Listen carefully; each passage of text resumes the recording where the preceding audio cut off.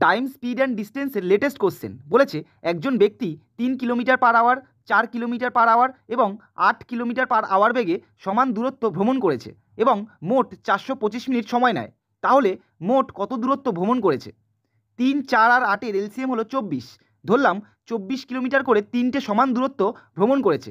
3 kilometre per hour বেগে 24 kilometre যেতে সময় লাগবে 8 ঘন্টা। 4 কিলোমিটার পার আওয়ার বেগে 24 কিলোমিটার যেতে সময় লাগবে 6 ঘন্টা। আবার 8 কিলোমিটার পার আওয়ার বেগে 24 কিলোমিটার যেতে সময় লাগবে 3 ঘন্টা। তাহলে টোটাল সময় লাগবে 8 + 6 + 3 মানে 17 ইউনিট। এই 17 ইউনিটের ভ্যালু হলো 425 মিনিট। ঘন্টায় চেঞ্জ করার জন্য ডিভাইডেড বাই 60। তাহলে 1 ইউনিটের ভ্যালু হবে ডিভাইডেড বাই 17। তাহলে আসবে 5/12 আওয়ার। টোটাল ডিস্টেন্স হলো 24 × 3 মানে 72 ইউনিট।